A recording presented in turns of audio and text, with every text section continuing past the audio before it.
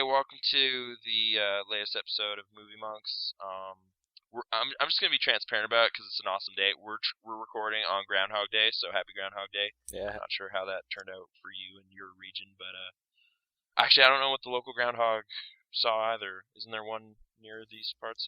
Hey Paul, I'm Nathan. Paul's here. Hey, I don't know if there's a groundhog, but it's beautiful out, so that has to mean some. Right. So winter's. Oh, actually, wait. Then that means the sun is up. So then he saw his shadow. So winter's gonna come back with a vengeance. Oh man. I think that's how it's gonna go.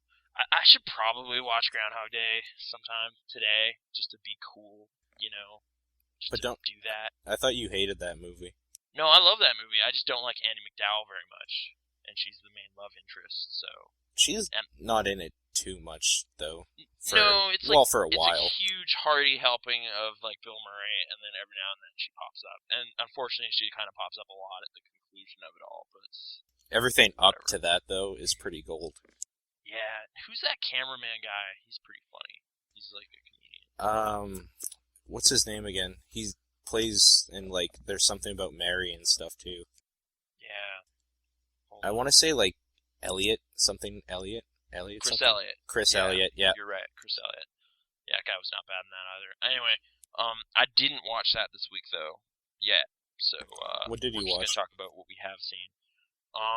Not much really in the grand scheme. I did most of my watching yesterday as part of school, but some decent business there.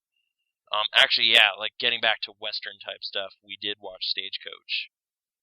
And that movie was really good. I wasn't really ready for that because I was kind of I felt pretty good about Man Who Shot Liberty Valance, but I figured an even older movie would be that much less interesting. But it was actually really cool. When did you watch this? Tuesday morning, I guess. Have you seen it or? No, I never saw it.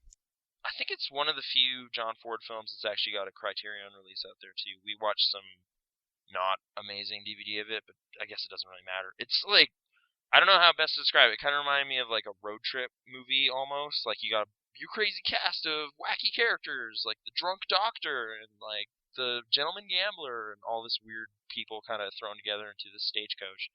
And I as a kid I saw it I think at some point, and I just recalled there were Indians attacking the whole time, and that was kind of weird.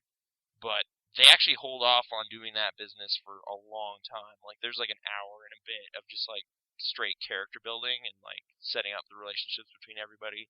So by the time that Geronimo and his band of crazy dudes attack, you actually kind of are invested in what's going on. So that was smart. And that action scene holds up way better than you'd think it would, being a 70-year-old action scene. It's pretty amazing the stuff they make stuntmen do that long ago. It's just hey, get trampled by horses. I don't know. And then dude does it, and it looks crazy. Yeah, that movie seems like the type of movie that you always hear about, but never really get the opportunity to watch. I mean, I haven't really even seen it in the local video store here, so. Yeah, it is $39. I remember they played it on some local, Access, for those in the area. Access Television. They set that up every now and then. Yeah, but the problem is you have to actually watch Access to know when that stuff plays. Yeah, and I was way in Access for a while. What was good on Access? Oh, that nature nut guy. What was his name? Oh, the bald guy with glasses? Yeah, he'd go around tell you about snakes and stuff. I don't know. Yeah, that guy seemed like the crocodile hunter, only for acorns. And his name was actually Acorn. Acorn the nature nut, right. But he was he actually reminded me more of that dude in Groundhog Day. What's his name? The insurance salesman that walks up on him on the street. Right, I know who you're talking about. I don't know his name though. Yeah. Oh, hold on. He was also actually one of the best parts of Buried, which was not a movie I liked, but he's kind of this annoying dude on the phone. And you just hear his voice, but as soon as he started talking, I was like, that's that guy! It's Steven Tobolowsky. Buried as in the Ryan Reynolds flick? Yeah. I totally had that ruined for me by a coworker at work. Ned Ryerson is the character I keep forgetting. It's not a very good movie, so you're not missing much. Yeah, I mean, that's what he was saying. He's skip out on it, and then he tells me the end. It's dude, what the hell?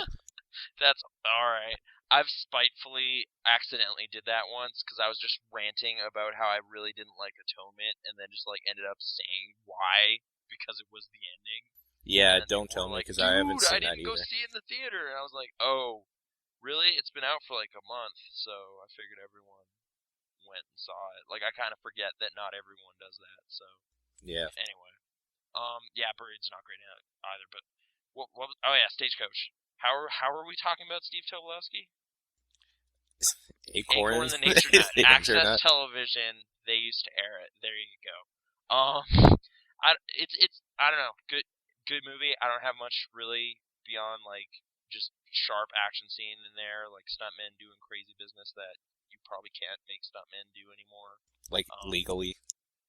yeah, without like a bunch of insurance issues and stuff. Like it's pretty weird some of the stuff that goes down.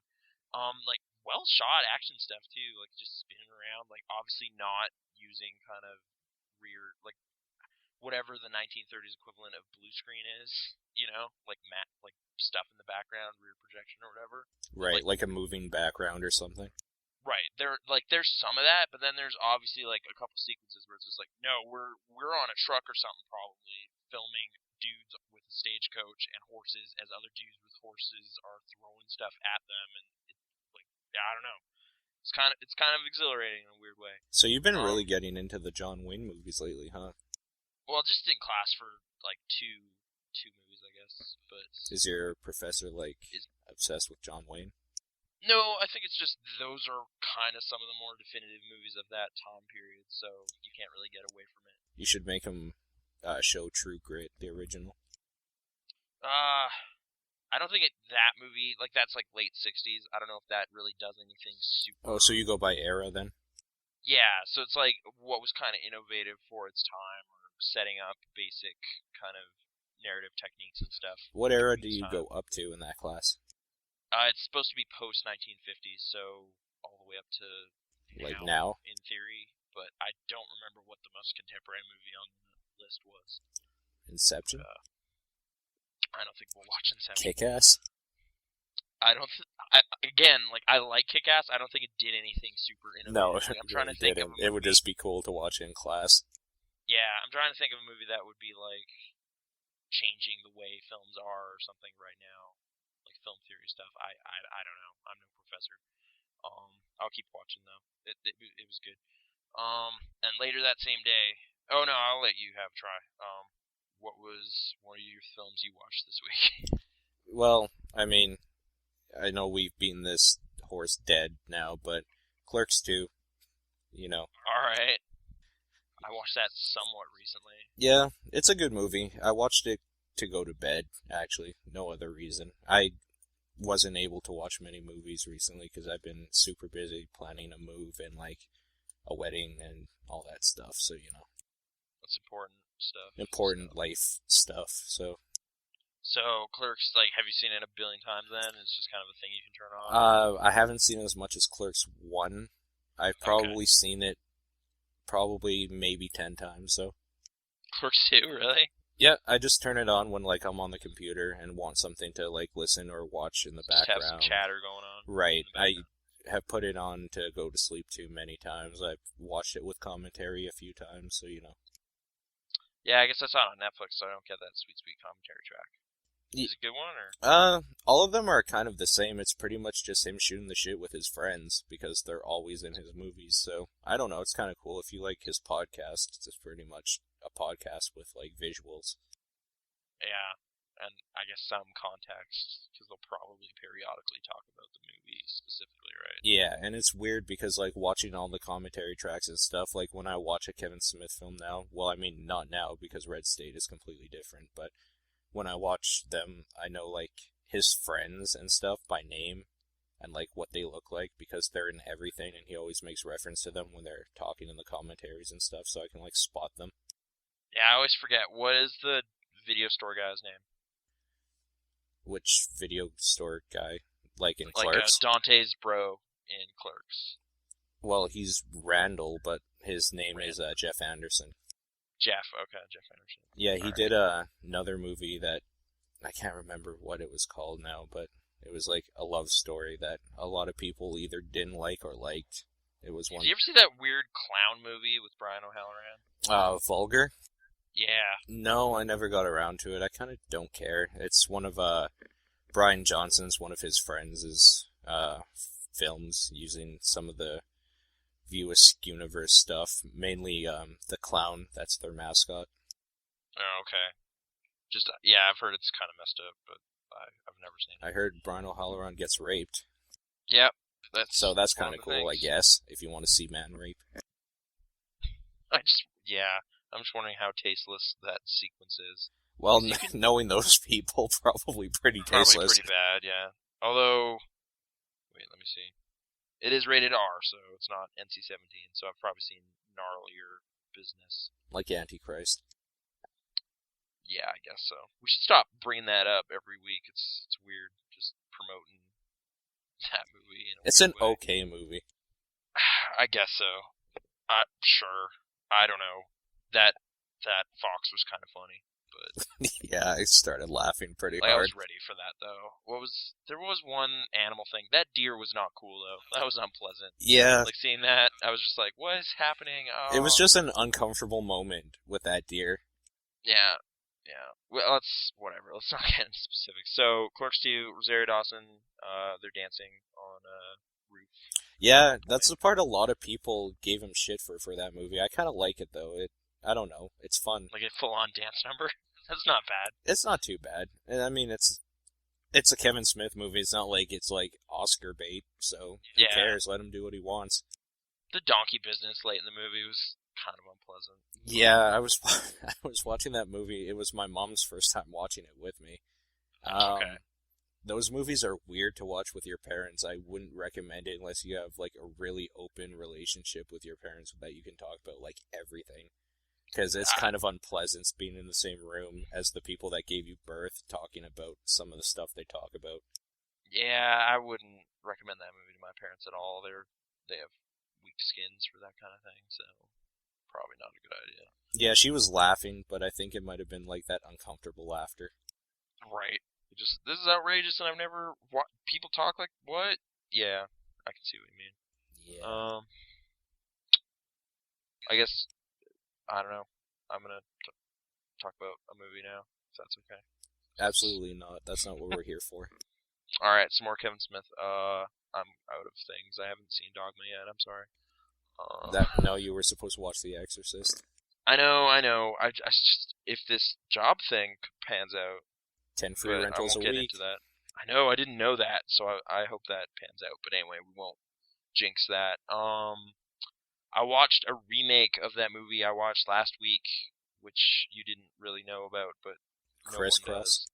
Yeah, apparently Steven Soderbergh straight up remade that movie. Um, and we actually have to do write-ups about it after, and I was like, okay, this movie has like a lot of script problems, but I mean Soderbergh's doing a pretty good job. But turns out he actually wrote that adaptation under a pseudonym, so he yeah, I don't know. Some of his decisions I didn't necessarily agree with. Like he makes some weird changes, like changing up the family dynamic of everything. Like there's a brother character in Crisscross who's like not important at all. He kind of remains unimportant, but for some reason pops up like way more in the remake, and he's just kind of there. Should I go over the plot synopsis again? It's the same thing. Like, Yeah, but you should probably tell us what the name of the remake is. oh yeah, the movie is called The Underneath, which is not a very popular Steven Soderbergh movie apparently. Like I checked in on GetGlue, the only person who has ever checked into that movie. You were? Yeah, I don't know why it Did was you on get the a sticker database. for that? No, they don't have like weird cult movie sticker. I guess. Well, they I do don't have know. a cult one. Is it if you check into 5 super rare things or I what? think it's if you check into something that, like, a bunch of other people check into. I don't know. I can't remember. It's something weird. The specifics. I think I Okay. have it, maybe. I would have to check. Yeah, I don't know all the stuff I have, but anyway, yeah. So not many people have seen it. It stars Peter Gallagher from Sex Lies and Videotape, in the Burt Lancaster role as the kind of dude who returns to his hometown to try to kind of pick up the pieces of a life he kind of left or whatever. So he wants to get back with his ex-wife. What's weird though is in the remake they kind of add this other love interest who's way better because it's Elizabeth Shue, and she's just like really happy and bright and awesome. And it's just like, well, why do you care about your surly ex-wife when Elizabeth Shue's way into you? I don't understand. Yeah, So and she like fights piranhas and stuff. yeah, no, she's cool. She's a cool lady. She's Back to the Future, all that business. A Hollow Man, which I saw I somewhat actually like recently. that movie. It's a fun time. It's not a good movie. It's just fun. It's kind of just having fun, and when it gets gory, it just goes crazy. Like it's just dude's throat gets ripped up and everything. It's just messed up. But yeah, that movie's not bad for what it is, I guess. About angry, invisible people that do horrible things. But yeah, I don't know. Like, there's that issue. What was the other family thing they kind of changed? Oh yeah. Spoilers, I guess. Should I? Is that Yeah. okay? I Well, mean, this movie's like what, well, 15 years old, 20 15 years years old. old and like 60 years old for the original. So yeah, watch Okay, out. don't spoil the original. Just spoil Okay, I this won't. one. I won't spoil Crisscross. No, okay. There's a character who dies. During the armored car robbery. That's kind of key to the movie. In the original movie, it's just some guy. In this movie, they actually make it the father-in-law of the main character. So they kind of try to tie it to the core drama, I guess, a bit more. And I get why you would do that. Like, it makes you care a little more, I guess, about the proceedings. But they don't really wrap that up at the end of the movie. Like the relationship with the mom and everything isn't really dealt with at all. One cool thing though, Joe Don Baker's in the movie, and he kind of wins at the end, which is funny. I won't get into specifics, but there's a funny, stupid last minute twist that involves him, and it was like, oh, all right, why not? Fun times. Um, I guess yeah, but in general, the movie is kind of just way too serious considering how light and silly the story is. So I wasn't having as good a time as I did with Crisscross. Um, How do you but feel yeah, about Soderbergh in general? I know you've been watching a lot of his movies recently. well, we're gonna watch a whole lot more. We've still only just begun, but I was kind of like I haven't watched a lot of his kind of independent business that he started doing, like Bubble, Girlfriend Experience, Che, stuff like that. I've been meaning to watch The Girlfriend Experience for like the last year. I just don't want to, kind of. Yeah, I'm not sure how any of that stuff really is. Like IMDb's not having it, but I'm assuming it's just because like his career is so different. Like it's like I love Ocean's 11, so I'm gonna watch Full Frontal. But What? there's This isn't absolutely good. nothing wrong with that. I could see why it throws off a lot of people, though. No, I know. Like I totally respect him for trying to do very different things, but yeah, I can totally see why that wouldn't necessarily work for some people. Like people, I don't like when I saw The Informant, some people walked out. Like they weren't enjoying Why that would you movie. walk out of The Informant? Because you weren't prepared for what kind of movie it was. I guess I don't know You what think they it's were like looking for. Ocean's 14 or something? Maybe like Matt Damon. Maybe that was a Bourne movie, but he had a mustache. I don't know. But that movie's like funny. I have a great time watching it, and then the drama kind of hits, kind of late game in that movie. It's great. I finally bought that. That's a good movie. Like that and like Out of Sight and stuff is kind of why I wanted to take the class because I there's some movies he's made that I really like, and I kind of just want to see more of them. And this is a good opportunity to do that and get some credits and see And he him with the uses crowd. Clooney a lot. Yeah, Clooney's a great guy. We've talked about him already. Did we talk about Oceans last week? Um, no. Well, kind of, but not really, like, in depth or anything. Not that we have to. Right. I guess it's because I saw Burn After Reading is why we were talking about George Clooney. And then we were talking about how he's in a lot of stuff with the Coen brothers and whatnot. Yeah. I also rewatched Ocean's 11 recently, and that movie's pretty good. I'm pretty sure I did mention that. Just a little Or sidestep. I've been wanting to watch The Limey for a long time now. I'm wondering if you've seen that or not. I did. The Netflix version isn't super great. I think it's full screen, so it kind of messes with it a little bit. But I still just whatever I wanted to see it. Um, yeah, no, it's a cool kind of straightforward revenge movie. Apparently, it's very referential to Point Blank, which we're also going to watch as part of this class, which is a Lee Marvin movie from the '60s. Um, but yeah, no, like Terrence Stamp is just really angry and he hurts people, and it's kind of cool. It's like a short movie too, like 90 minutes or something. So it's worth it. It's worth seeing. Yeah, I guess not much more on Underneath. It's not. I guess just in general, it's not as good as Crisscross. So yeah. Oh, the two pick up Crisscross. Yeah, like it's funnier. It's kind of lighter. They both have kind of dark-ish endings, but the Crisscross just seems to throughout just have more kind of comic relief characters and just a lighter feel to all of it. So I had a better time with it. What else did you see this week? Or? I've been watching a lot of the Nickelodeon stuff on Netflix there. I started with the Rugrats and then went on to Rocko's Modern Life. I haven't seen Rocko's Modern Life. I don't know what that is. You've never seen it? No, I've seen some Rugrats in my day, but what do you think of Rugrats? I actually, when I got Netflix, I started watching some of the early ones. The animation's like old in those, but the music in that show is awesome. It's Mark Mothersbaugh or whatever, if you know who that is. I don't. He's kind of done some Wes Anderson stuff, including like, what's that? Oh, there's this amazing song in Life Aquatic with Steve Zissou that he did. I never saw Life Aquatic. It's not a super great movie, but this one music bit that happens is totally awesome. I won't keep talking about a song I don't remember the name of, but dude in general is pretty great. He did the soundtrack for Nick and Nora's Infinite Playlist. I didn't mind that movie.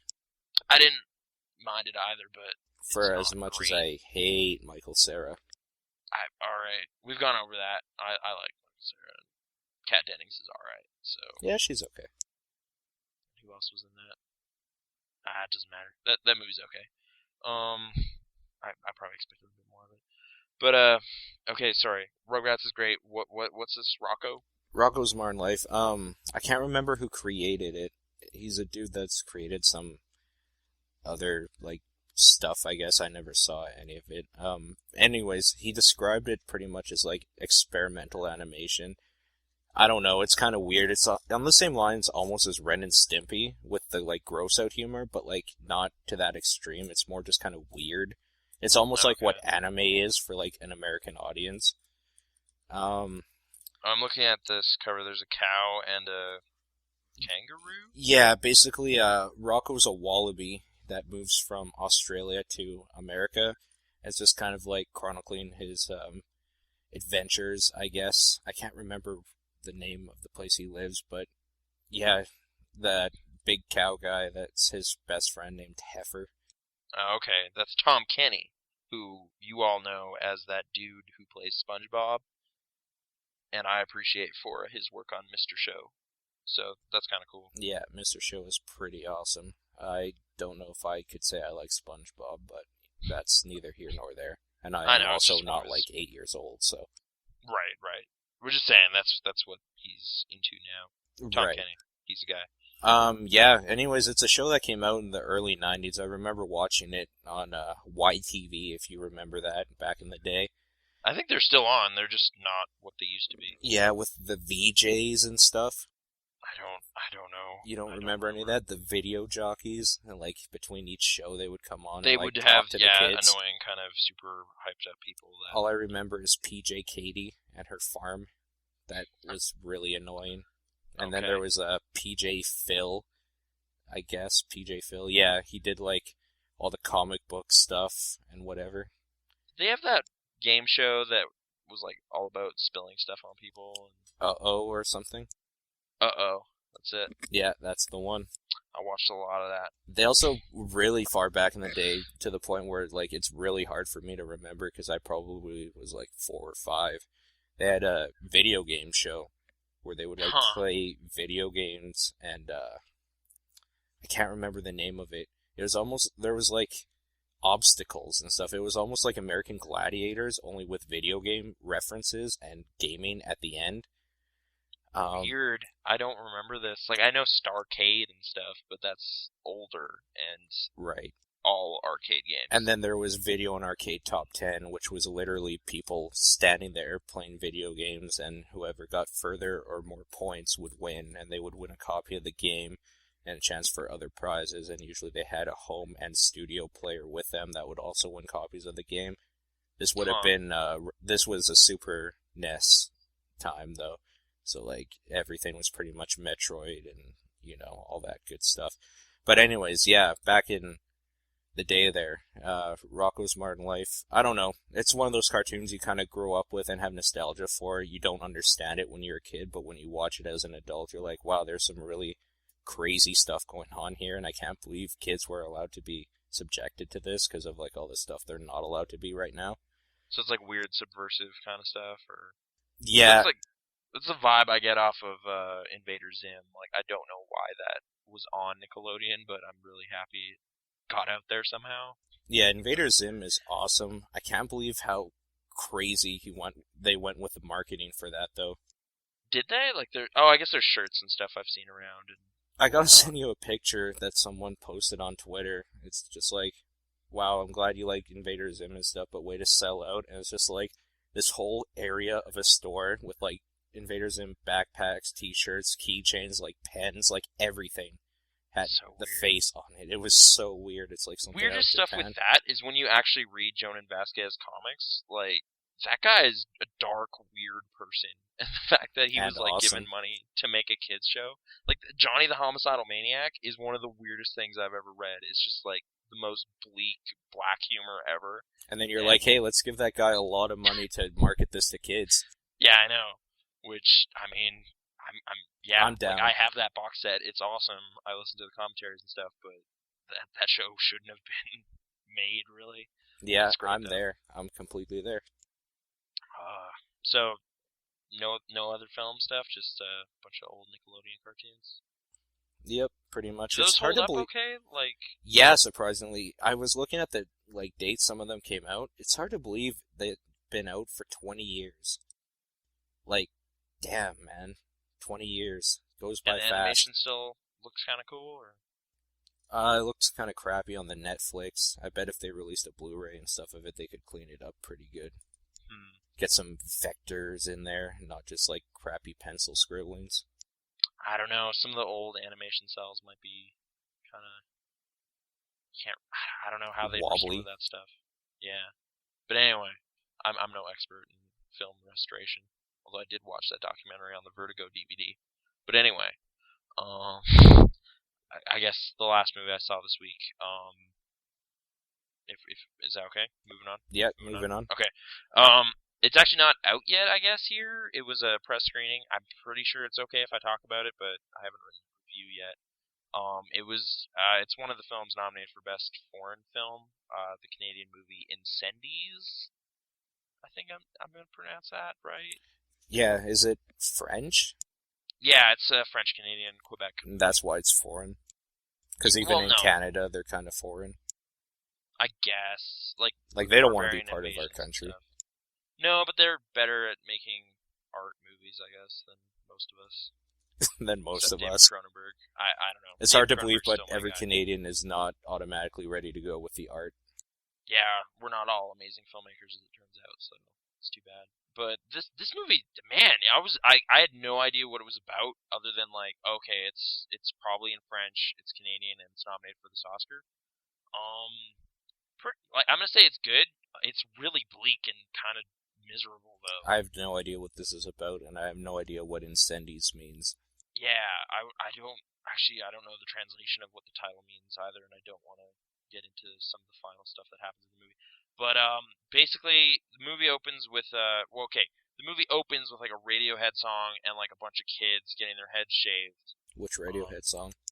I don't know. I'm not a big Radiohead person, but I was pretty sure it was Radiohead, and then I stuck around through the credits, and I was like, yes, okay, that makes sense. And you didn't read the name of the song? It was like in French, so yeah. Oh, that's too bad. Like, I was glancing at it, and the font was like red and white, so I was like, which band was it? Okay, yeah, it was. I'm sure everyone who sees it will be like, well, obviously it's Radiohead, but I only recently listened to like anything of theirs seriously, so whatever. effective use of music, though, I'm going to say. A bunch of kids getting their heads shaved, presumably to be turned into, child soldiers or whatever, because that happens. It does. I'm not dismissing it. Um, It's and hard to tell sometimes. yeah, sorry, that came off a little bit. Yeah, it did. And then it kind of just leaves that, and then we are brought to like a lawyer's office where two twins are being informed that their mother, they're basically being read the mom's will and testament or whatever. The lawyer, however, is their stepfather, and so that's kind of just a weird complication. But apparently, she insisted that he's the one that handled it because it's pretty personal. Okay, so that's not like a spoiler then. Oh no. I'm not going to get into spoiler stuff because there is stuff to spoil, but I don't want to do that for anybody.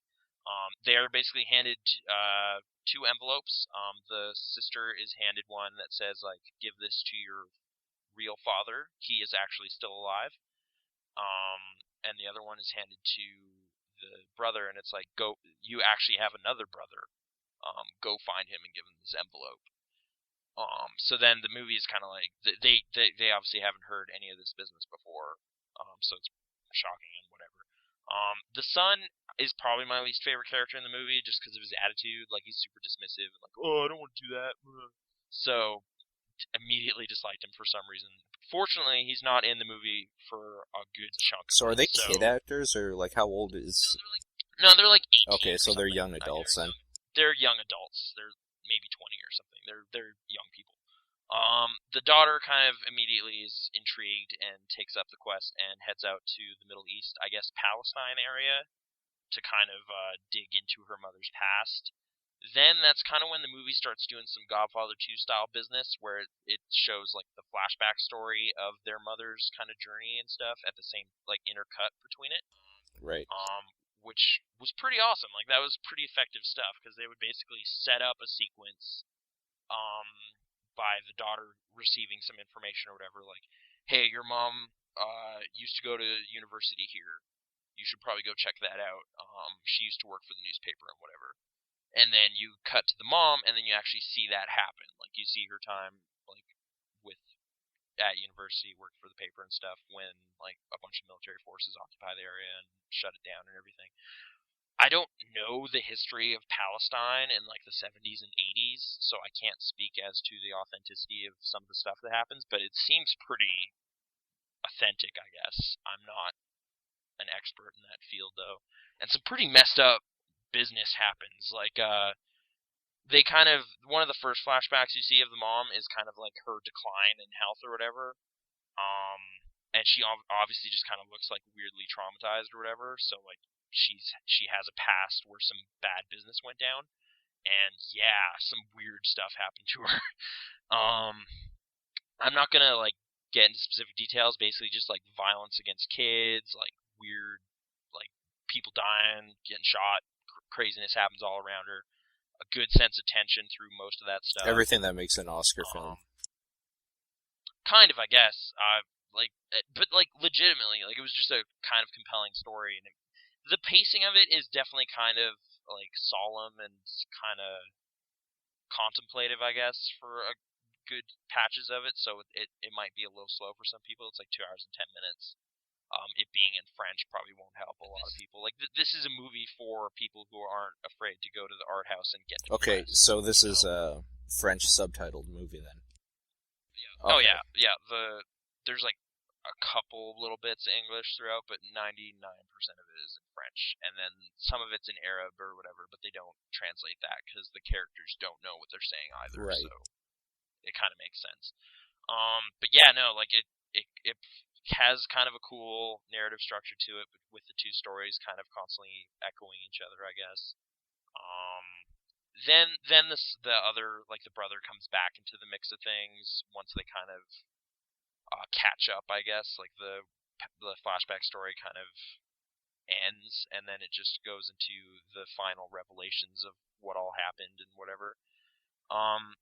Good final act, I guess. Like I don't want to even start saying anything that happens, but the movie's good at pulling you along with this mystery and then kind of unveiling some stuff. Like I wasn't like blown away by anything that happened at the end of the movie, really, in terms of like what is revealed. But some people could be, I guess, if they haven't seen some other movies, which I don't want to mention by name, because then you'll kind of know the nature of what the thing that happens might be. So I'm already getting into trouble.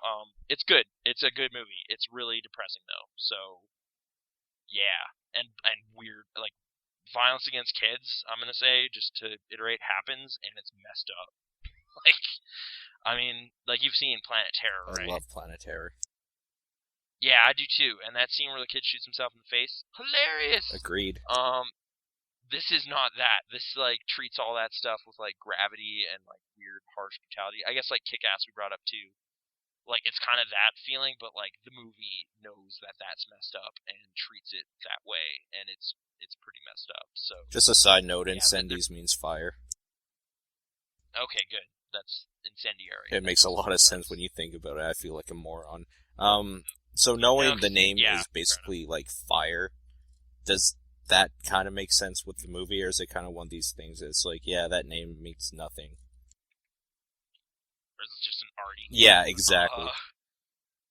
There's some fire in the movie. One of the defining kind of moments in the mother's life involves fire, so that's a good title. Okay, I guess. You don't have to go any. It's not more bad. In there.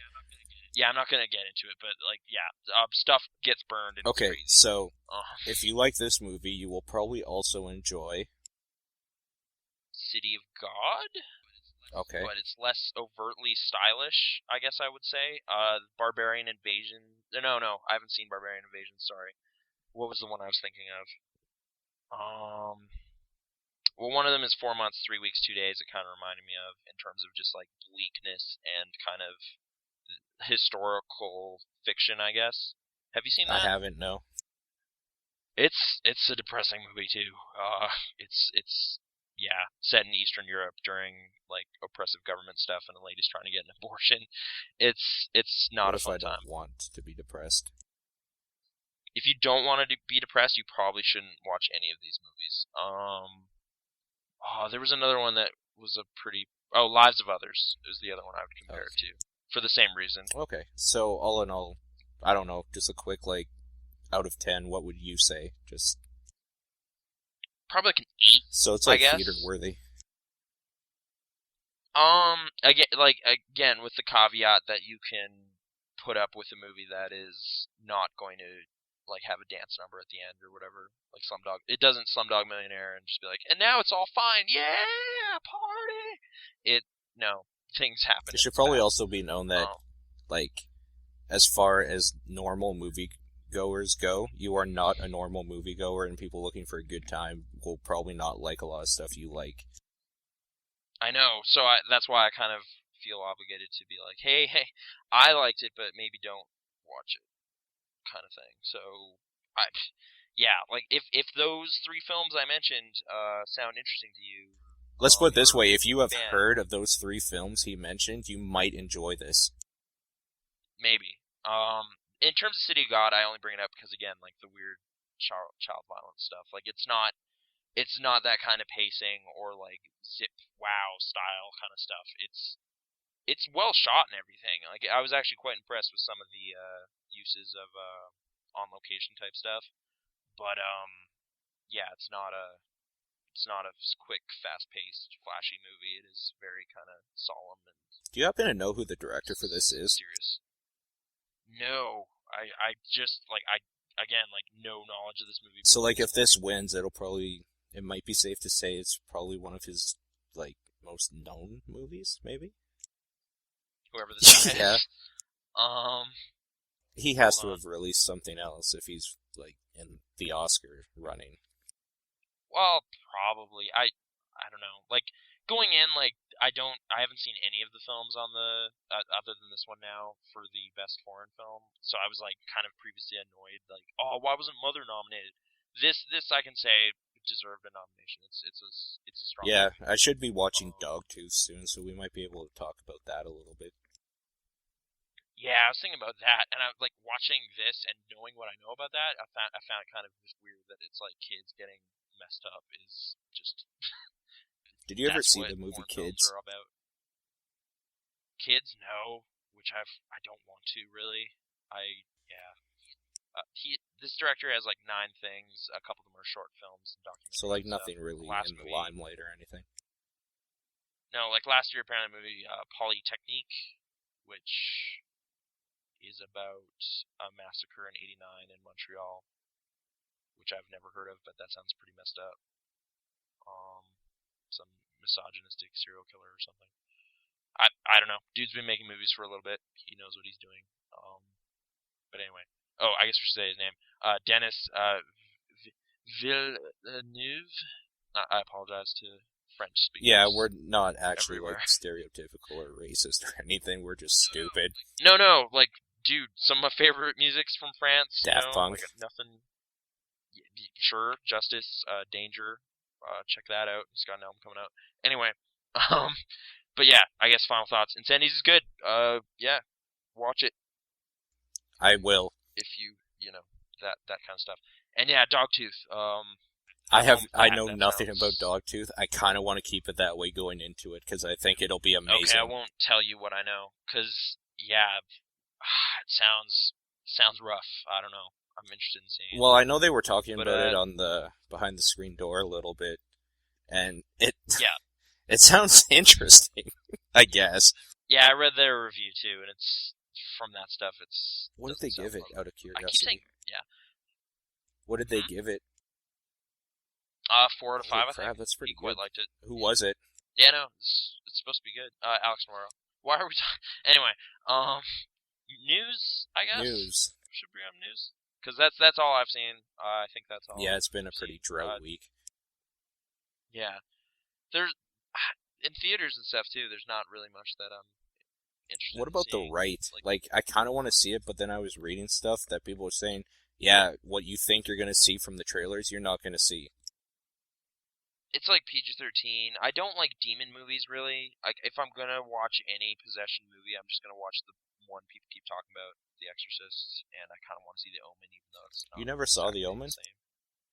Either one of them? I never did. Nope. Just missed all those. I finally saw Rosemary's Baby like earlier this year or early last. Yeah, that's year. When you were on your Polanski kick, right? Yeah, I really like that movie. I could see why people would hate it. I've talked to quite a few people, like in real life, not the internet, because the internet, everybody loves everything and everyone hates everything.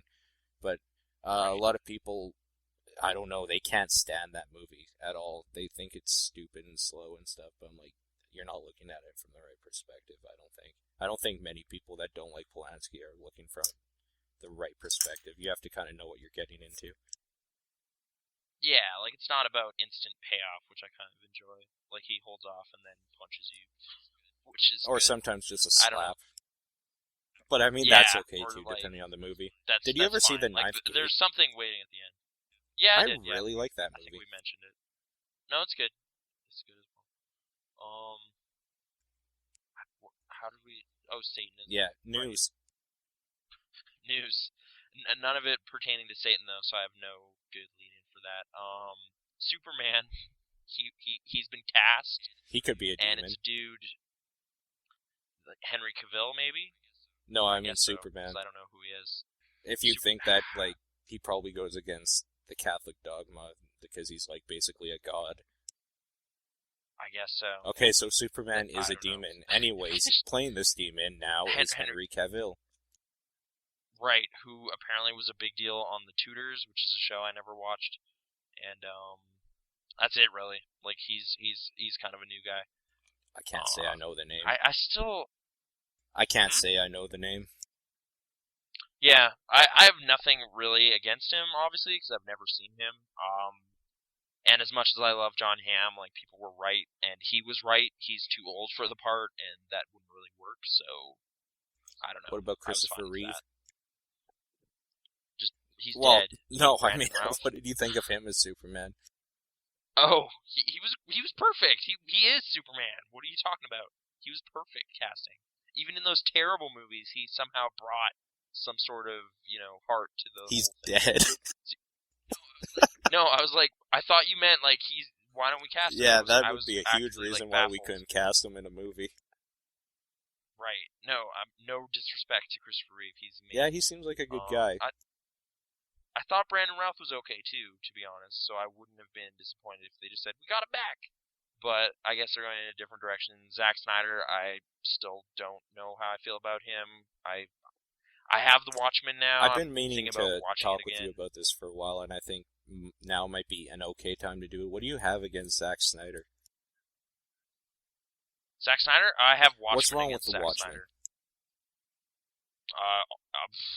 Okay. What do you have wrong the with casting, the Watchmen? okay. Almost everything maybe except Jackie Earle Haley is great.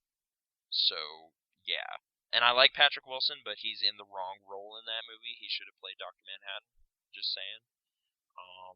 I don't really like Billy Crudup, so he's not helping things. I thought he was kind of boring as Dr. Manhattan. Malin Ackerman was terrible. So I there's won't that. disagree with you on that. What were you expecting out of Watchmen? Just out of curiosity. I went into it extremely nervous because like I did enjoy the book quite a bit, and I just like going in. It's the 300 guy who also directed like Dawn of the Dead, handling like one of the most revered comics ever. So like I was apprehensive already. They kind of apparently rekajiggered oh dude's name. What is wrong with me? Solid Snake. You know what David I'm talking Hayter? about. David Hayter, his script. He wrote the first kind of screenplay for it, and then Zach Penn, I think, retouched it. That dude's not that awesome. So yeah, went in pretty nervous, and then they did what I was worried they would do. They kind of amped up the violence in weird places where it wasn't appropriate. Like the scene where it lost me pretty much was like that first bit where Night Owl and Silk Spectre are just kind of, they've been out of the business for a bit and they're just kind of walking around, and then they get jumped in that alley. Yep. You know, in the book they like punch two dudes and like break a guy's arm. In the movie they kill like 10 people, which I was like, oh no, really?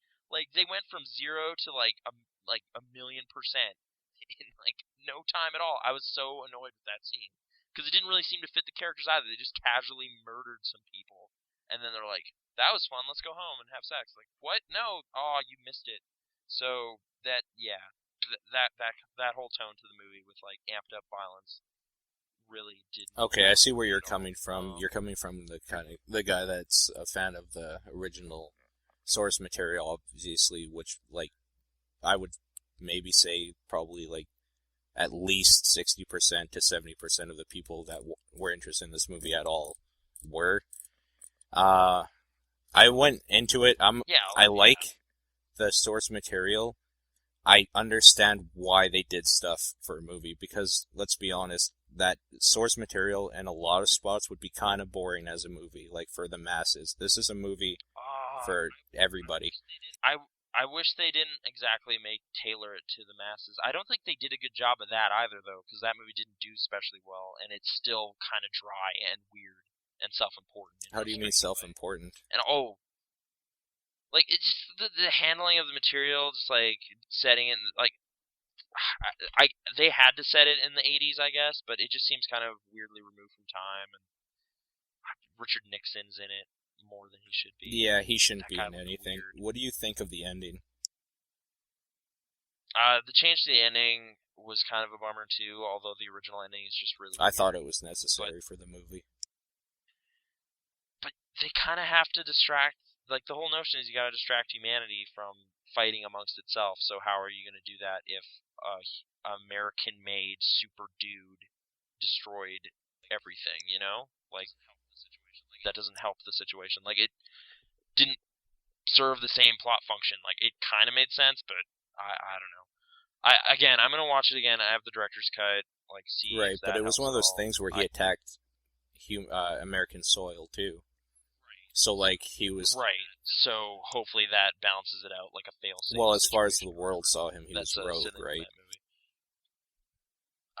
Of course they're gonna say, "Hey, Americans, you created this monster and stuff," and I mean, you're never going to get away from that unless you go with the original ending, I guess. But I don't know. I thought they had to do it, otherwise it would just be kind of one of those things like, okay, what? I would have really liked that, though, if someone was just like, no, giant alien squid monster. We need to have that. And it's just like, okay. I don't know. That would have been a great And then spectacle. World of Worlds would start playing and Tom Cruise would come up. No, just... it's dead. It's a dead thing, but...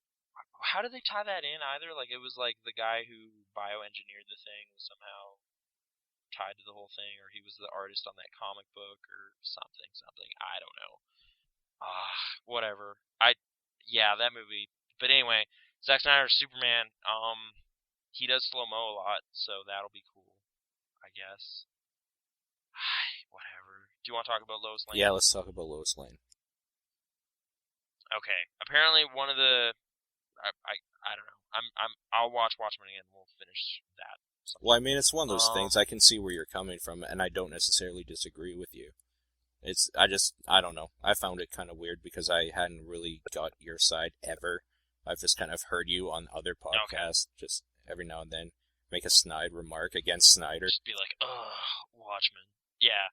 No, he's like a pulpy kind of campy thing. Like, Sucker Punch looks like the perfect fit for him. Absolutely, I am looking forward to that movie so hard. And I like Dawn of the Dead, actually. So that's the movie that won me over, because Romero's like one of my favorite all-time people. Like, his Dead trilogy are my favorite movies ever. So, like, remaking Dawn of the Dead was, I guess it would be akin to your making The Watchmen for Snyder. Where I find... Where you...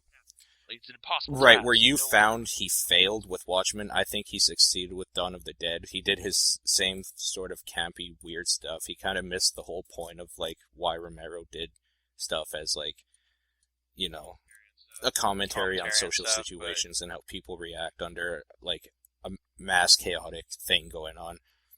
He turned it more into, like, a horror show with some of those elements here and there, but I think it was fun. Like... I don't think Snyder can do good. I think he can do fun. Like, I don't think good being like, I don't think he'll ever be nominated for an Oscar. Well, not anytime soon, but he can definitely do fun movies. And I mean, part of it was the lead up to Watchmen. All the trailers said, like, from the visionaries, director of, 300. It was just he wasn't a visionary. 300 was pretty okay, though. The word visionary was just being tossed around a lot. I don't know. I went into that movie not really feeling it. But anyway, Lois Lane, apparently the buzz on the street was Kristen Stewart. And I didn't hate that, as we discussed last week, like, because I affiliate her with Adventureland as opposed to those vampire films. But apparently she turned it down, so that's not even a thing anyway. Some of the actresses' names being kicked around now are Jessica Biel. No, don't like that. Malin Ackerman, who we've already discussed. Yep. Pretty terrible. Olivia Wilde. I could deal with that, maybe. She was pretty awesome in She doesn't. I don't know. Maybe she doesn't seem girly enough. I don't think she could pull that off, though. Yeah, no, I know. I'm actually going to hold off on. Actually, no. Here's the. Oh, some Glee actress. I've never seen Glee, and I never will. I'm not even going to say her name. Yeah, they ruin songs. Keep going. They ruin songs. So here's the two best picks, I guess, from this. Oh, Rachel McAdams and Mila Kunis. I probably should have reversed that, because definitely Rachel McAdams. Really good for that. Did you see Morning Glory? No, I didn't. It's good. It's actually not that bad. Is it on Netflix? Which is surprising to me. Not yet. No, I don't even think it's on DVD yet. That movie did bad at the box office too. But anyway, she does Reporter really well, so that plays into that. So I hope that happens. But I don't know. That's all speculation at this point. We'll see what happens. But Henry Cavill is your Superman. I don't know. Read up on him, because he's nobody right now. Somebody who is somebody. That was terrible. Joseph Gordon-Levitt. No, remind me. He was in such popular films as Inception and Mysterious Skin. Yep. See what I did there? I paired a really popular one. Yep, that's pretty good. He was also, for everyone Um, else, 30 Rock, the kid from 30 Rock. No, 30 Rock, Third no, Rock not from the 30 Sun. Rock, Third Whatever. Rock. They're the same thing. Right. Yeah. And 10 Things I Hate About You, which I don't like at all. But anyway, Yeah, I agree with you on that. Joseph Gordon is apparently he might end up in the next Batman film, The Dark Knight Rises. I don't know What would he like play? why this is exactly. That's kind of the thing people are kicking Robin? around. Like, is he going to be another villain, or would he just be like a DA or something? Like, would he just be a government official or something like that? I don't know. Well, what do you think is the best fit Robin. for him in that universe? I don't want Robin at all, though. Although he would be a very likable Robin. Yeah, he would be. I was kidding. I don't want that at all. Okay, good. I don't know. Dude looks good in a suit. I'm gonna say a DA. Right. Just yeah, or he'll just be a newscaster. I don't know. Just be walking around on the street. Maybe Harvey Dent had a secret son. Secret son of Harvey Dent. Calling it. You heard it here first. Terrible. Or some gangster. No, he's too young. I don't know. But anyway, him being in the movie is not a bad thing at all. So look forward to that. I don't really have much more to say about him, but he's great. So watch his films. Even Havoc. Did you ever see 500 Days of Summer? How is it? I own that movie. It's a good movie. Oh, well, yeah, I saw the good. ending. It's a good I saw movie. the last half an hour, like where he goes for that like interview. Oh. And, like, don't what? spoil. He goes for the interview. But don't. Yeah. Oh, okay, fine. I didn't say what happens, yeah, and like that thing happens before that. Right, that thing totally happens. But like, is it worth watching the rest of it? No, it's a good movie. I thought so. It's got a fun sense of humor to it. I haven't seen it since I first saw it. But I put it off for so long because it had that like, hey, we're indie, pretentious feel that Juno had. I felt, but I don't know. It doesn't. I don't get the ire towards that because I don't know. Like, there's specifically a sequence where they kind of make light of French, I guess, what would you call it? Like new wave movies. And I don't really, from everything I've seen so far in film classes and academic studies and everything, I don't really like French New Wave movies. So I was totally fine with them taking a little pot shot at that. You go ahead and do that. Make fun of Godard. That guy's overrated. So, yeah, I was fine with that joke. Apparently it really put like who? But, I just like being vague about it. It was the Screen guys. I did that on purpose. That was purposeful. Instead of us just ragging on Alex Navarro and Matt. By the way, we love those guys. They have bad opinions about that movie. We just disagree with a lot of cool stuff. Guys, but yeah, I'll keep listening and reading, but I won't agree with half of it. But anyway, no, it's a good film. Zooey Deschanel's in it a lot. Good kind of bittersweet sense of humor to a lot of it. Chloe Moretz is in it in like a early-ish, not early role, but pre-Kick-Ass, which I find kind of weird. So look out for that. It's pretty good. Last story is kind of a report came out of the top 10 movie business earner people in the industry. And I just kind of want to read through these names. Some of them I was kind of surprised by, some not so much, but oh man, one of them a whole bunch that I just read. But anyway, starting at the bottom, Robert Downey Jr. Who that pulled was down just for Iron Man, million. though. Let's be honest. Like everybody I've talked to has seen Iron Man 1 and 2, like in theaters the minute they came out. Okay, but I mean, Due Date didn't do poorly, and I that movie was okay. One of my friends hated it. Like, they're like, don't even go. Like, seriously, you'll just waste your time and money and blah, blah, blah. They went on for about 10 minutes just hating on it. And then it's like, oh, okay. So then the next thing I did, obviously, was I went to go see it. It's pretty okay. It's, yeah, like, I'd heard, like, a bunch of reviews that was just like, this movie's terrible. It's like, imagine Planes, Trains, and Automobiles, but the two main characters suck. I don't think the characters suck. I think they should have spent a little more time building the relationship. It does seem a little weirdly rushed or something, but at the same time, like, I just wasn't taking most of anything seriously anyway, so I was like, sure, why not? Why wouldn't they kind of become friends? And there's one key event that happens where, like, they should probably become friends after the that. part in that dude's house. You know what? I'm gonna say it. They bust him out of Mexico or whatever. Like that. That's Yeah, and then like low after that, business. how he's still kind of cold to him. It's like, dude, you're a dick. Like seriously, you're straight up dick. Yeah, exactly. So I lost all animosity towards Ethan Tremblay at that point and started kind of raising my eyebrow at Robert Downey's character. I don't remember his name. Um, I like and Ethan yeah, Tremblay. I had no issues with that side of it. It's not a bad character name. It's so ridiculous, and I like Zach Galifianakis, so whatever. Um, that would have transitioned okay into number 8, but number 9 is Taylor I Lautner. could see that. That is The kind of tween crazy, market, man. though. His name on his shirt like spoiler will alert, sell it. Robert Pattinson isn't on this list.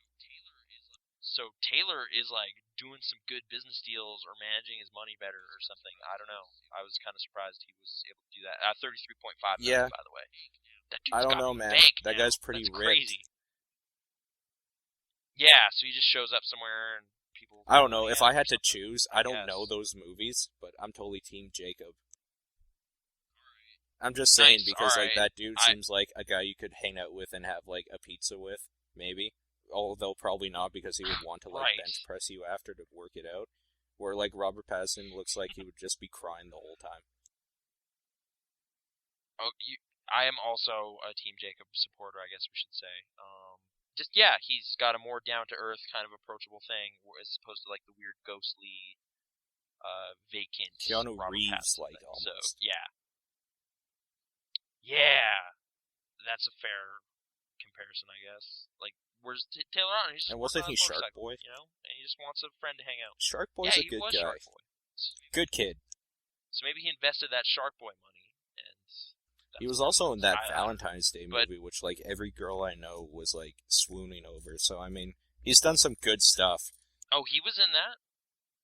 Okay. I didn't know he was actually in that many kind of side projects. Like, I've seen Robert Pattinson pop up. In, like, yeah, but have you noticed how, like, looking at those cover art pictures and stuff, he looks the exact same in every picture?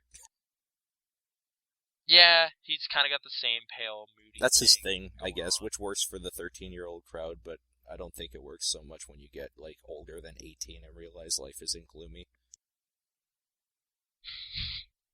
Yeah.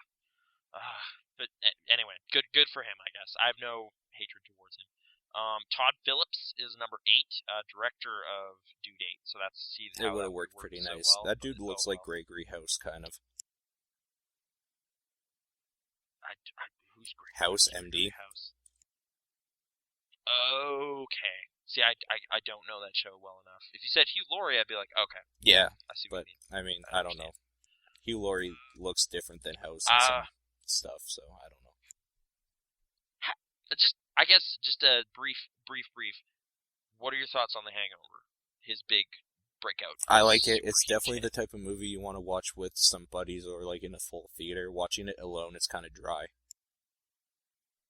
Yeah, because I saw it with a group of people and had an okay time, and then I like watched on DVD again. What am I doing with my life? Why is this funny? I mean, Zach Galifianakis is in it, and that speech about the Wolfpack isn't bad.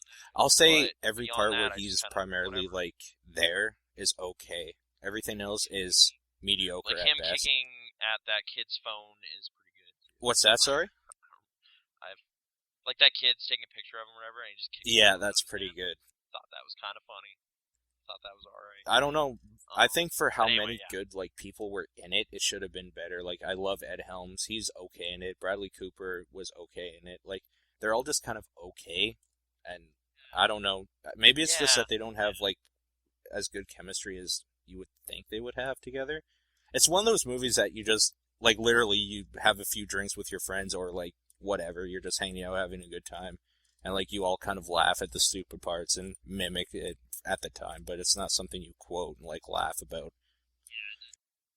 Yeah, it doesn't have... Right, exactly. But it hit huge that summer, which was weird. And, you know, I'll probably see Hangover 2. I don't know how they're going to relive the magic in, like, Thailand or whatever, but okay. Moving on up the list. Number 7, Adam Sandler. That's because of Happy Madison. Like, well, it just has to be because of like all the movies and probably the amount of money he pulls in from DVD sales of previous stuff and whatever he does. Yeah, I'm bummed out by that because like it's basically encouraging him to keep making garbage as opposed to like the couple okay-ish things he did like Right. 7 years ago. And I think he should be spending his money producing, like, new upcomers instead of doing stuff that he does now, because I hate the stuff he does now. But I'm more Like I didn't see Grown Ups, but I did see Zohan, and really disappointed hated with the next one so. on the list. I don't like that guy. Tim Burton? I like his movies Okay. I like sometimes. I don't like that, like, every single thing he does has, like, that, hey, I'm creepy, right, style.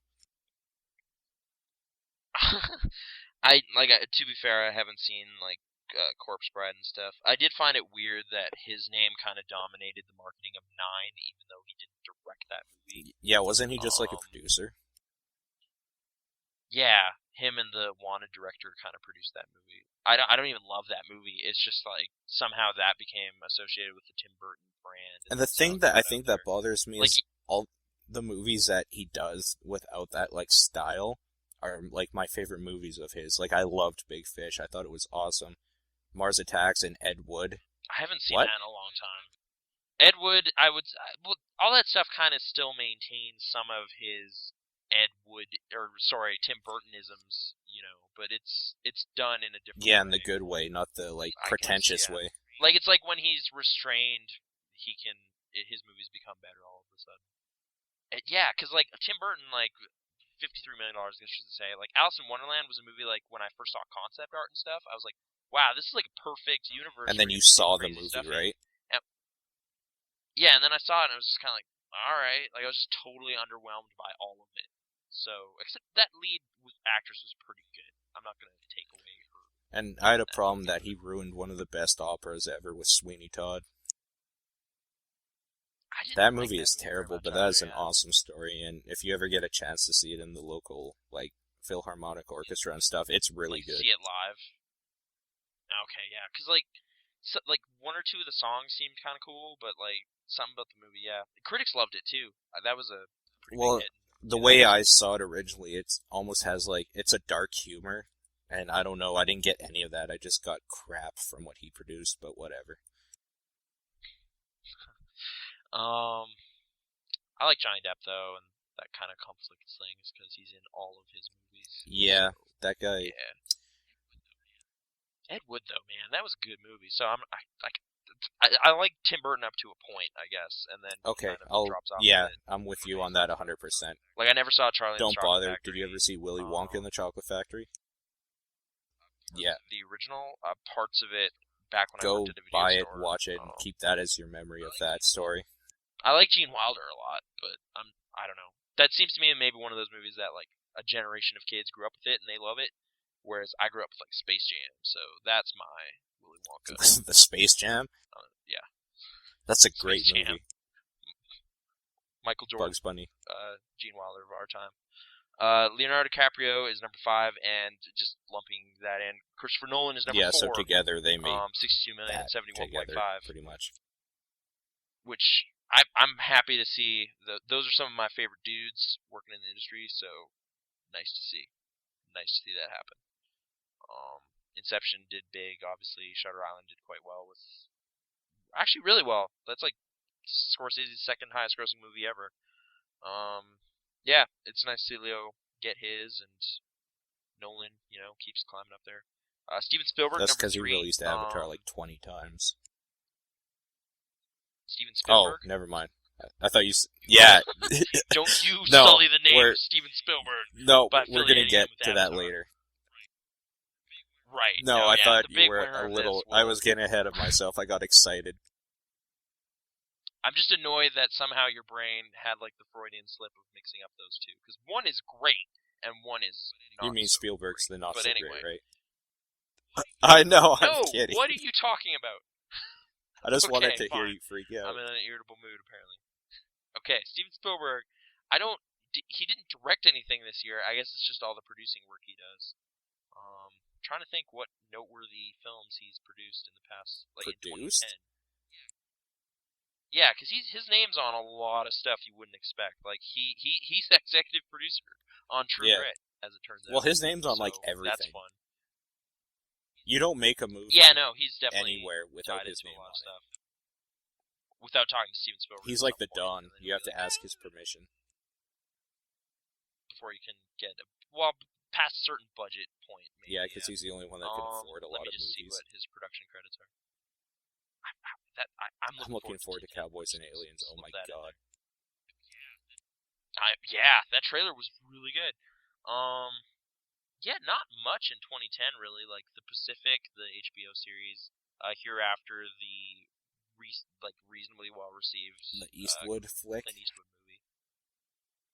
Yeah, I should probably watch that. I'm okay with Eastwood. That guy's cool. And then True Grit, which actually ended up being a pretty big moneymaker, which that hasn't happened for the Coens ever, so that's kind of cool. I mean, like Burn After Reading and No Country did okay, but like $150 million, like that's really good. So yeah, Steven Spielberg, he's got his hands in a bunch of parts of the industry and making stuff happen. Next year is going to be big for him, or this year rather, 2011. Johnny Depp, number 2, with $100 million. Did I mention how much money Steven Spielberg put down? I don't think I did. 80 million. Anyway, Johnny Depp, 100 million.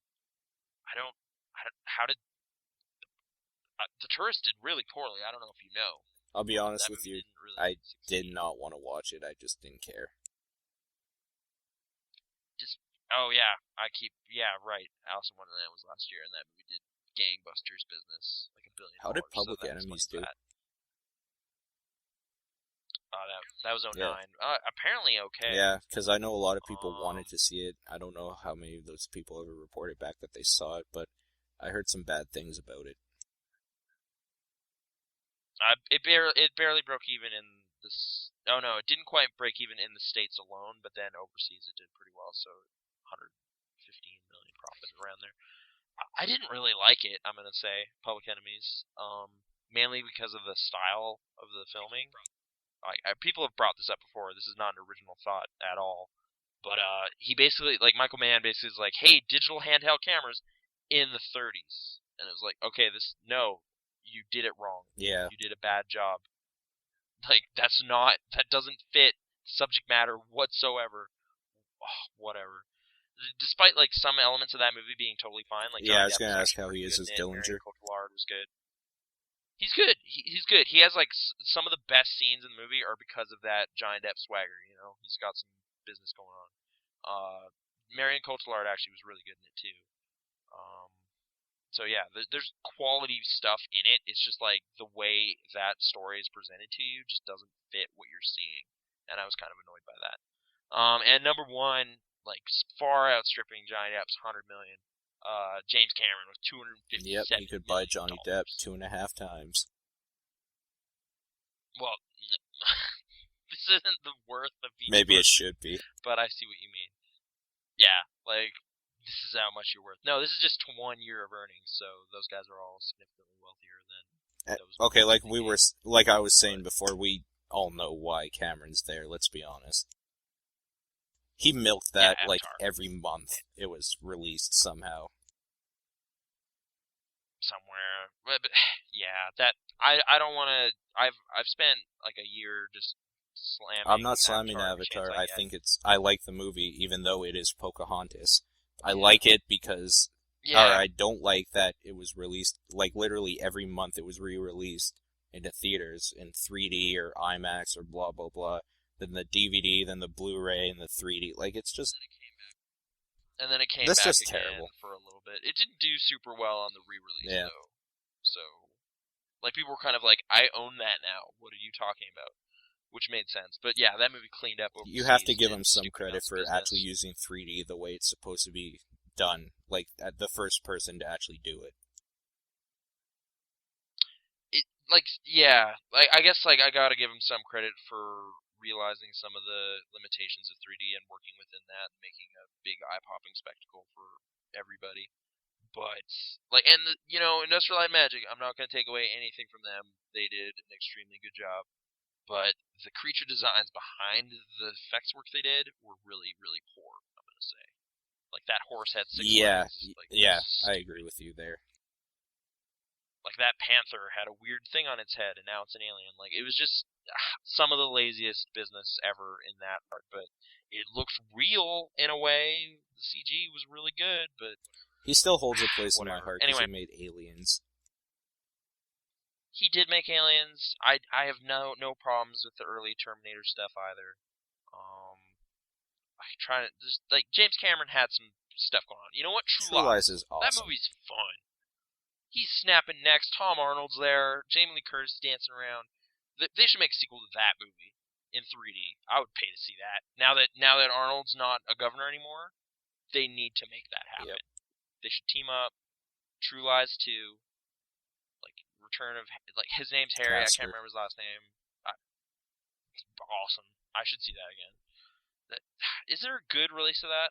Just final, I guess, thoughts on a True good release? Lies? I have the first pressing DVD, so probably not. Yeah, which I don't think. Yeah, because I was gonna say I didn't even buy it when it came out. I bought it a year ago, so probably not.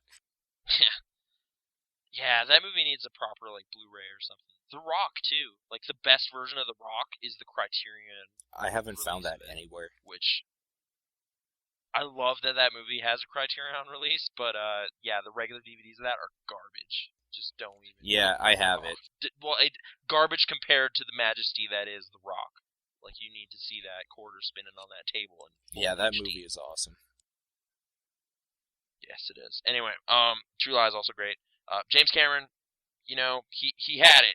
He was doing awesome stuff, and then at some point he was like, I can make billions of dollars. And that makes a lot of sense. I can't fault him for it. Are you going to see Titanic in 3D when they re-release that? I haven't seen Titanic in a decade. I might end up going. I don't know. I was going to just trash talk that notion, but what do you have against Titanic? Seeing it. It's a classic love story on the most tragic event in human history. Nah, that's an overselling. Well, Titanic. next to 9/11, a couple thousand people died. Probably much worse. Or World War II. But no, that wasn't nearly whatever. As bad. We won. Oh wow. No, I know, but way worse business happened during that. But anyway, let's not start saying weird controversial things. This is about not the tragedies. Holocaust. They're all terrible. Exactly. I didn't want to end up having to go there. The Holocaust? Yes, it is nowhere near. Sure. It happened earlier, so maybe at the time. What about the Halifax explosion? No one talks about it. That's because we're Canadian. That happened, and a lot of people died. We are Canadian. We should remember that. I had a comic book from McDonald's. Just told me all about it. That happened. It was bad. It was the biggest explosion before nuclear warheads. Yeah, think about that. Fun side note, actually, in Canada, we had to learn about that in social studies. I don't know if it ever came up, did. Really. There was a whole, I had to seek that on my own. Write.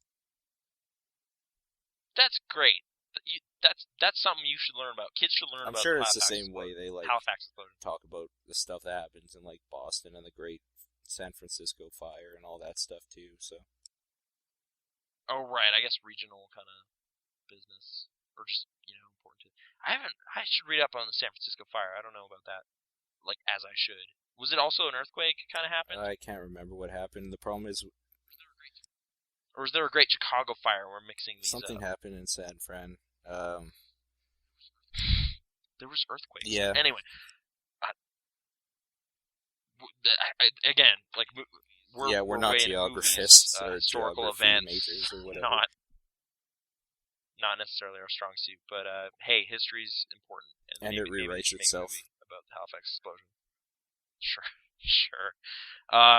I don't know. That's all I got for news. So we have an email, right? So people can write us now. In theory, if you want to write us. Yeah, you could ask us We actually have a questions Twitter about account movies, too. Preferably TV shows. All right, So if you want to reach us, the email is themoviemonks, all one word, @gmail.com. Or you could follow us on Twitter. Right. It's the @sign, and it's Movie Monks. The Movie Monks, sorry. Okay. So the Facebook. The Facebook. That kind of thing. Right. Do we have a theme song yet? I don't want to tease the theme song. I've been looking. It doesn't exist. Gongs is what I'm thinking. I gotta tell you, there's a lot of different sound clips of gongs. And good. None of them that I found are what I have in my head. They're all kind of really tinny and stuff. Yeah, you need a good resonant like the Gong sound. Show. That's what we're thinking of anyway. If you have suggestions for theme songs, Or you could just make us a theme song and we'll I use don't know. that, because I don't want to do work, apparently. That's great. Yeah, I don't know. Anything you want to send? Emails, questions, movies, TV. Hate mail. Not well. Suggest the constructive criticism is appreciated. Tell Nathan why he's wrong I don't know. about Watchmen. That's all I got.